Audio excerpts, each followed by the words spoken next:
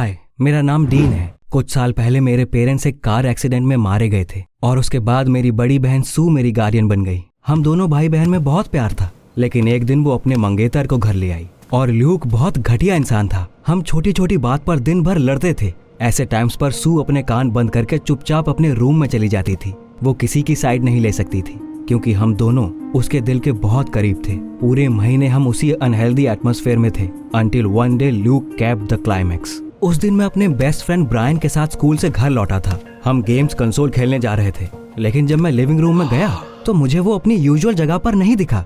मुझे लगा सू ने साफ सफाई करते वक्त उसे कहीं रख दिया होगा, लेकिन उसने कहा कि उसने किसी चीज को हाथ नहीं लगाया। ल्यूक के घर आने पर मैंने उससे इस बारे में पूछा तो उसने कहा, तुम्हारे कंसोल पर धूल मिट्टी जमा हो रही थी और वो बेकार में जगह घेरे हुए था, इसलिए मैंने उसे बेच दिया। ये सुनकर मेरा दिमाग खराब हो गया। उस कमीने ने ना सिर्फ मेरी चीज को मुझसे पूछे बिना बेच दिया था, बल्कि उसके पैसे भी अपनी जेब में रख लिए थे। मैंने सोच लिया कि उससे बदला लेकर रहूंगा, इसलिए अगले दिन मैंने एक बहुत इंटरेस्टिंग वीडियो बनाया। In it Luke through the garbage past the waste container and calmly walked on. उसके बाद मैंने वो वीडियो उसी एनवायरमेंटल ऑर्गेनाइजेशन को मेल कर दिया जहां मेरा फ्यूचर रिलेटिव टॉप मैनेजर था। उसकी वजह से पूरे ऑर्गेनाइजेशन में हंगामा मच गया और ल्यूक को नौकरी से हाथ धोना पड़ा। वो मायूस सा चेहरा लेकर घर आ गया और उस वक्त मेरी खुशी का ठिकाना नहीं था। उसके साथ बिल्कुल सही हुआ था। मेरा मूड बहुत अच्छा था और इसलिए मैं अपनी कामयाबी का जश्न मनाने के लिए पार्टी करने चला गया। लेकिन जैसे ही मैं घर लौटा, मुझे हमारे पॉश पर एक बड़ा सा बैग दिखाई दिया। उसके अंदर मेरी चीजें पड़ी थी। ये बहुत अजीब था। मैंने लॉक में चाबी डालकर खोलने की कोशिश की, लेकिन वो काम नहीं कर रही थी। मैंने पूरी ताकत लगाकर दरवाजा पीटना शुरू कर दिया। उसके बाद ल्यूक नींद में बाहर आया। हमने लॉक्स बदल दिए हैं। सू प्रेग्नेंट है और ज्यादा स्ट्रेस नहीं ले सकती। तुम्हारी हरकतों की वजह से वो हमेशा परेशान रहती है। हमने साथ मिलकर ये फैसला लिया है। तुम्हारे लिए यही अच्छा होगा कि तुम अपनी आंटी के साथ रहो। मुझे उसकी बातों का यकीन नहीं हो रहा था और इसलिए मैंने सू को बुलाने के लिए कहा, लेकिन ल्यूक ने कहा कि उसकी तबीयत ठीक नहीं थी और वो ऑलरेडी सोने चली गई है। उसने मुझे मेरा फोन तक लेने नहीं दिया, जिसे मैं चार्ज में लगा कर गया था। ल्यूक मुझसे कहीं ज्यादा स्ट्रांग था, इसलिए उससे हाथापाई करना मुझे ठीक नहीं लगा। इसलिए मेरे पास बस यही ऑप्शन था कि मैं अपना बैग उठाकर अपनी आंटी के पास चला जाऊं। मैंने टैक्सी ली और कुछ ही घंटों में उनके घर के सामने पहुंच गया। मेरी आंटी हमेशा की तरह मुझसे बहुत प्यार से मिली। उन्होंने मुझे चाय पिलाई और डिलीशियस चीज केक खाने को दिया, लेकिन जैसे ही मैंने उनके यहाँ रहने की बात की, उनकी हंसी बिल्कुल गायब हो गई। डीन, हमारे पास तुम्हारे लिए कोई कमरा नहीं है। मैं सिटिंग रूम में रह सकता हूँ, लेकिन हम एक और फैमिली मेंबर को नहीं पाल सकते। मैं स्कूल के बाद पार्ट टाइम जॉब कर लूंगा और आपकी हेल्प करूंगा। आखिर में मेरी आंटी के सारे बहाने खत्म हो गए और उन्होंने मुझे साफ साफ इनकार कर दिया। मैंने अपना बैग उठाया और रात बिताने के लिए ब्रायन के घर चला गया, लेकिन सुबह होते ही उसने भी बोल दिया कि उसके पेरेंट्स ने मुझे सिर्फ एक दिन के लिए रुकने की इजाजत दी थी। मैंने सोचना शुरू कर दिया कि अब आगे क्या करना है, और तभी ब्रायन ने मुझे एक क्रेजी आइडिया दिया। तुम स्कूल में क्यों नहीं रहते? वो गर्म है और वहाँ खाना भी मिलेगा और तुम स्पोर्ट्स इक्विपमेंट वाले रूम में सो सकते हो। उस वक्त मैंने ब्रायन की बात को सीरियसली नहीं लिया, लेकिन फिर भी मैंने अपना सारा सामान वहाँ रखने का फैसला किया ताकि मुझे उसे अपने साथ लेकर ना घूमना पड़े। मैंने जल्दी स्कूल आकर अपना बैग लॉकर में रख दिया। उसके बाद हैरान परेशान सा पूरे दिन इधर उधर घूमता रहा, लेकिन मेरी क्लासमेट अमेंडा ने ये नोटिस कर लिया, जिसे मैं पिछले 2 साल से चाहता था। जरा सोचिए, उसने स्कूल के बाद मुझे मूवी चलने के लिए इन्वाइट किया। मैं ऐसा मौका नहीं गंवा सकता था, इसलिए फौरन तैयार हो गया। हमारी शाम इतनी अच्छी गुजरी कि मैं अपनी सारी प्रॉब्लम्स भूल गया। लेकिन जब मैं अमेंडा को उसके घर छोड़ने गया तो मुझे अपने घर की याद सताने लगी, because I had nowhere to go. मैं कई घंटे सड़क पर घूमता रहा और मुझे बहुत जोर से भूख भी लगी थी, इसलिए अंधेरा होते ही मैं एक कॉफी शॉप में चला गया और वहां जाकर कॉफी और खाना ऑर्डर किया। भरपेट खाने के बाद एक वेटर टर्मिनल के साथ मेरे पास आया। मैंने कार्ड लगाया, लेकिन उसमें से पैसे नहीं कटे और फिर मुझे रियलाइज हुआ कि मेरे पास जो थोड़े बहुत पैसे बचे थे वो सब मैंने मूवी पर खर्च कर दिए थे। लेकिन मैं कोई शक पैदा नहीं करना चाहता था, इसलिए मैंने एक और डिश ऑर्डर की और जैसे ही वो वहां से गया, मैं चोर की तरह उस कॉफी शॉप से बाहर निकल आया और भागकर उस जगह से दूर चला गया। मेरी वो रात अच्छी नहीं जा रही थी। मैं पूरी रात स्टेडियम में ठंड से ठिठुरता रहा। अगले दिन मैं सबसे पहले स्कूल गया। उस वक्त स्कूल में कोई नहीं था। अब मुझे ब्रायन का आइडिया सही लगने लगा था। मुझे स्कूल में बहुत अच्छा लगा और मैंने रात में वहीं रुकने का फैसला किया। लेकिन अमेंडा ऑलमोस्ट मेरे प्लान्स बर्बाद करने वाली थी। रिसेस में उसने स्कूल के बाद मुझे अपनी पार्टी में इन्वाइट किया। मैं थोड़ा हिचकिचाया। एक तरफ अमेंडा के करीब आने का मौका जाने देना बेवकूफ़ी थी और वहीं दूसरी तरफ मैं दोबारा सड़क पर रात नहीं काटना चाहता था। इसलिए मैंने अमेंडा को इनकार कर दिया और वो नाराज होकर चली गई। लेकिन ब्रायन ने प्रॉमिस किया कि वो पार्टी में किसी को उसके पास भटकने नहीं देगा। क्लास खत्म होने के बाद सब लोग अमेंडा के यहाँ चले गए और मैं खाली स्कूल में अकेला रह गया। उसे बंद करने से पहले गार्ड ने राउंड लगाना शुरू किया। वो मुझे ना देख पाए इसलिए मैं लाइब्रेरी में जाकर छिप गया, जहाँ दिन में भी कोई नहीं जाता था। मैं कई घंटे तक वहाँ बैठा रहा और मुझे बाहर आने में डर लग रहा था। But when I was desperate for the restroom, I just had no other choice. मैं चोरी से टॉयलेट की तरफ जाने लगा और जैसे ही मैं बाहर आया, मुझे जोर से गार्ड के खर्राटे की आवाज सुनाई पड़ी और मैं हंस पड़ा, क्योंकि मैं बेकार ही डर रहा था। मुझे उस महान एम्प्लॉय से डरने की कोई जरूरत नहीं थी। मैंने पूरे दिन कुछ नहीं खाया था, इसलिए सबसे पहले डाइनिंग हॉल में गया। वहाँ ढेर सारा खाना पड़ा था। मैंने जल्दी जल्दी सब कुछ मुंह में ठूसना शुरू कर दिया, लेकिन तभी अचानक मुझे पीछे से किसी की आहट सुनाई पड़ी। मैंने जब डर कर पीछे देखा तो वहाँ स्कूल की कुक मिसेस नेल्सन गुस्से में मुझे घूर रही थी। तुम यहाँ इतनी लेट क्या कर रहे हो? Nothing came to mind but the truth. मेरी स्टोरी सुनने के बाद मिसेस नेल्सन दुखी हो गई और उन्होंने गार्डियनशिप अथॉरिटीज को कांटेक्ट करने की बात कही। लेकिन ऑर्फनेज के ख्याल से ही मेरे रोंगटे खड़े हो गए और मैंने किसी तरह उन्हें ऐसा ना करने के लिए मनाया। मिसेस नेल्सन बहुत काइंड थी।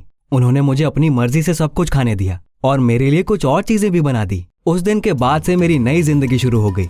स्कूल के बाद मैं गार्ड से छिपकर लाइब्रेरी में छिप जाता था और उसके सोने के बाद शांति से खाता था, टीवी देखता था और कॉरिडोर्स में बॉल खेलता था। एंड यू नो व्हाट, मुझे ये सब अच्छा लगता था। वहाँ मुझे कोई गुस्सा दिलाने वाला नहीं था, कोई गालियां देने वाला नहीं था और कोई मुझे ये भी नहीं कहता था कि ये मत करो, वो मत करो। Absolute freedom. But one day I lost my vigilance और जैसे ही मैं लॉकर रूम में शावर से बाहर निकला, मुझे अपने क्लासमेट्स के हैरान चेहरे दिखाई दिए। मैं बिल्कुल भूल गया था कि टीचर ने हमें उस दिन जल्दी आने के लिए कहा था, लेकिन मैं किसी को सच्चाई नहीं बताने वाला था, इसलिए मैंने तुरंत झूठ बोल दिया।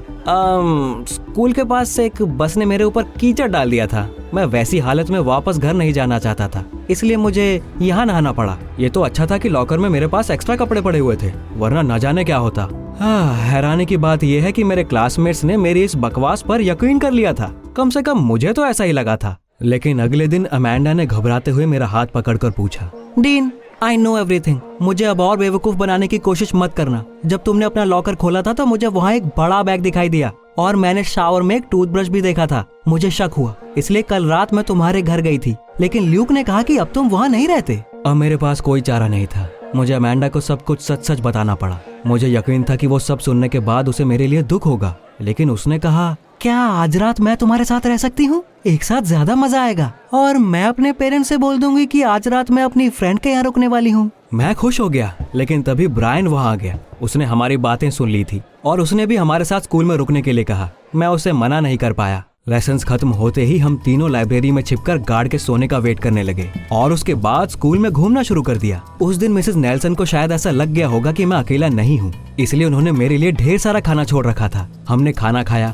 और खूब सारी बातें की और जब ब्रायन बाथरूम गया तो अमेंडा और मैं कमरे में अकेले रह गए। उसने पास आकर मुझे गले लगा लिया और मैंने भी हिम्मत जुटाकर उसे किस कर लिया। लेकिन तभी अचानक जोर से कुछ गिरने की आवाज सुनाई पड़ी। किचन में कुछ टूट गया था। अमेंडा और मैं तुरंत वहां गए और ब्रायन ने डरते हुए कहा, मैं तो बस मग लेना चाहता था और सब कुछ अपने आप गिर गया। ब्रायन ने फ्लोर की तरफ इशारा करते हुए बताया, जहां टूटी हुई प्लेट्स का ढेर पड़ा हुआ था। मैं बिल्कुल डर गया। Mrs Nelson would definitely not be happy about such a chaos. हमारी रात पूरी तरह बर्बाद हो चुकी थी। सुबह तक हम किचन में बिखरे टुकड़े समेटते रह गए और पहले ब्रेक में मैंने मिसेस नेल्सन के पास जाकर उनसे माफी मांगने का फैसला किया, लेकिन उनकी जगह मुझे कोई दूसरी कुक दिखाई दी। मैंने उनसे मिसेस नेल्सन के बारे में पूछा। ब्रेकफास्ट के टाइम किसी स्टूडेंट के दलिया में कांच का टुकड़ा मिला था। उसके पेरेंट्स ने तुरंत प्रिंसिपल के पास आकर शिकायत कर दी, इसलिए कुक को नौकरी से निकाल दिया गया। मैंने परेशान होकर दोनों हाथों से अपना चेहरा ढक लिया। मेरी वजह से एक इनोसेंट औरत की नौकरी चली गई थी, क्योंकि मैंने ही ब्रायन को स्कूल में रहने दिया था।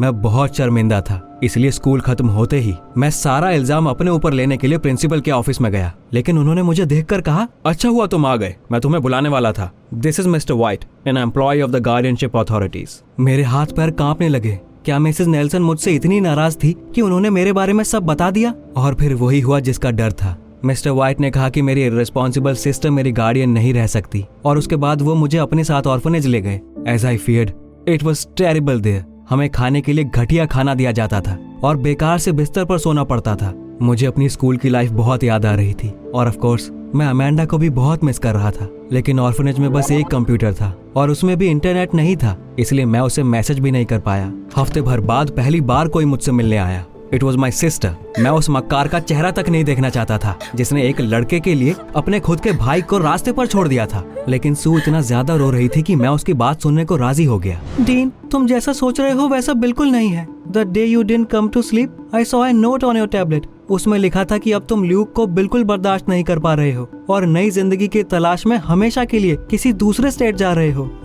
और तुमने अपना फोन घर पर इसलिए छोड़ा ताकि मैं तुम्हें ना ढूंढ सकूं। मैं बहुत डर गई थी और तुरंत तुम्हें ढूंढने के लिए जाने लगी, लेकिन अचानक ल्यूक ने मेरे मुंह पर दरवाजा बंद कर दिया। उसने मेरा फोन, लैपटॉप और टैबलेट सब छीन लिया और मेरी हर चाल पर नजर रखने लगा। मैं बाहर भी नहीं जा सकती थी और ना ही अपने फ्रेंड्स को कॉल कर सकती थी। From a caring boyfriend, he suddenly turned into a real tyrant. लेकिन फिर एक दिन गार्डियनशिप स्टाफ मुझसे मिलने आए और तब जाकर मैं बच पाई। जब उन्होंने मुझे तुम्हारी सच्चाई बताई तो मैं सीधा पुलिस के पास पहुंच गई। अब वो कमीना जेल की चक्की पीसेगा। वो सब सुनकर गुस्से से मेरा चेहरा लाल हो गया। ल्यूक ने ना सिर्फ मुझे घर से बाहर निकाला था बल्कि मेरी बहन की जिंदगी भी नर्क बना दी थी। मैंने सू को दिलासा दिया और कहा कि जल्दी ही सब ठीक हो जाएगा और हम दोबारा एक साथ रहने लगेंगे। लेकिन इतना सब होने के बाद उसे मुझे ले जाने की इजाजत नहीं मिली। मैं पूरे 2 महीने तक ऑर्फनेज में ही था। And then one day I heard the long awaited pack your things, she came for you. मुझे यकीन था वो मेरी बहन ही होगी, लेकिन वो मिसेस नेल्सन थी। उन्होंने मुझे कसकर गले से लगा लिया। मेरा प्यारा डीन, जब मुझे पता चला कि वो तुम्हें ऑर्फनेज में ले आए हैं तो मुझसे रहा नहीं गया। मैंने अपने हस्बैंड को तुम्हारी कस्टडी लेने के लिए मनाया। अब घर चलो, तुम्हारा बुरा टाइम खत्म हो चुका है। इस तरह मैंने मिसेस नेल्सन की फैमिली में रहना शुरू कर दिया। अब मुझे मेरी बहन से मिलने से कोई नहीं रोकता था, लेकिन सबसे ज्यादा मुझे वापस स्कूल जाने का इंतजार था, या फिर सच कहूँ तो अमेंडा से मिलने का। और फिर फाइनली वो दिन आ गया। मैंने स्कूल के कॉरिडोर में उसे देखा और उसे देखते ही मेरा दिल जोर जोर से धड़कने लगा। लेकिन तभी अचानक ब्रायन ने अमेंडा के पास आकर उसे गले लगा लिया। उसने उसका हाथ झटककर दूर कर दिया, लेकिन वो उससे बार बार चिपक रहा था। ये देखकर मुझे गुस्सा आ गया। मैं फौरन ब्रायन के पास गया और उसे धक्का देकर अमेंडा से दूर कर दिया। उसके चेहरे से साफ पता चल रहा था कि वो मुझे देखकर बिल्कुल खुश नहीं है। हम दोनों भिड़ गए। ब्रायन ने मुझे जमीन पर गिरा दिया और दांत पीसते हुए कहा, मैंने तुमसे पीछा छुड़ाने के लिए सब कुछ किया। I framed you for the broken dishes and squealed on you to the guardianship authorities. तुम हमेशा से मेरे रास्ते का कांटा हो। अमेंडा मेरी है, मेरी, समझ आया? मैंने पूरी जान लगाकर ब्रायन को धक्का दिया, लेकिन अचानक किसी ने बैग से उसके सर पर दे मारा और वो घूमकर जमीन पर गिर गया और दर्द से चिल्लाने लगा। उसके पीछे अमेंडा खड़ी थी और उसने कहा, You're a lousy friend, Brian. ये बिल्कुल सच था। मैंने अमेंडा का हाथ पकड़ा और उसे वहाँ से लेकर चला गया। उस दिन के बाद से हम कपल बन गए और फाइनली मुझे अपनी खुशी वापस मिल गई। समय के साथ मिसेस नेल्सन मेरी माँ जैसी बन गई।